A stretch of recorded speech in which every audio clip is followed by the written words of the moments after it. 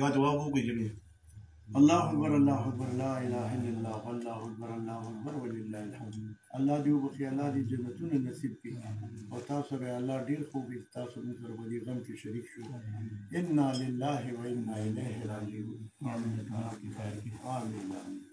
ملګرو یو نوې خبره او خبر دا دی او داسې ویل کېږي چې اسماعیل شاهد کومه ښځه چې دا هغه وایي اسماعیل شاهد وجلې ده.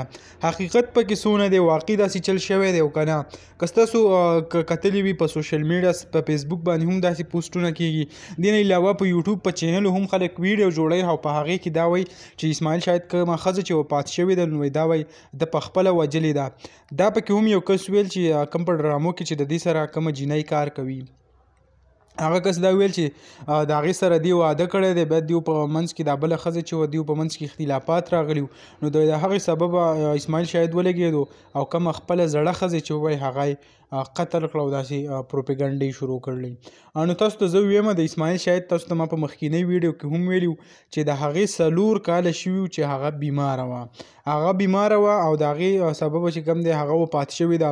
اوس خلک راپاسي، یو خو دا ده چې خلکو اسماعیل شاهد وجلی دی، د هغې تصویران او هر څه شیر کوي او وایي چې اسماعیل شاهد وفات شو، دوا ورته وکړئ او دا ورته وکړئ. هغه قصه ختمه نه وه، بیا خلکو دا تپوسونه کول چې آیا کومه ښځه یې مړه ده، کومه زړه ښځه چې ده او کومه دا بله یې ولې هم ښځه کړله، یعنې کوم چې په ډرامو کې ورسره کار کوي. دا تاسو ته ما ویل چې دا ښځه د دې نه ده چې په ډرامو کې ورسره کار کوي خو ښځه یې نه ده. هغه خلکو بیا دا ښځه کړې وه چې دا ښځه مړه ده او چا ویل چې هغه مړه ده.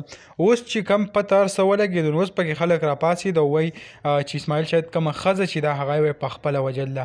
بل داسې چل یې پکې هم کړی یوسف جان سره چې کوم اسماعیل شاهد په تاڼه کې انټرویو کړې وه، عام چېرته تاڼې ته هغه تلو بس دا ورته تللی نو هغه انټرویو کړې وه، هغه تصویران او هر څه خلکو راغستي دي، هغه یې لګولي دي او وایي چې آیا اسماعیل شاهد جیل ته پکې هم لاړو، یعنې مختلف قسمه خبرې کېږي. خو دې ته وګورئ دا کم غلط خبر چې دی او داسې چې یو کار نه شوی هغه تاسو کوئ او داسې خبر شیر کوئ نو ډېره زیاته غلطه خبره ده. دغه ویډیو و دغه معلوماتو تاسو سره شریک کړو. امید لرم ویډیو مو خوښه شوي. که ویډیو مو خوښه شوي ویډیو لایک کړئ او که زموږ په چینل نوي یې چینل سبسکرایب کړئ د داسې نورو ویډیوګانو لپاره.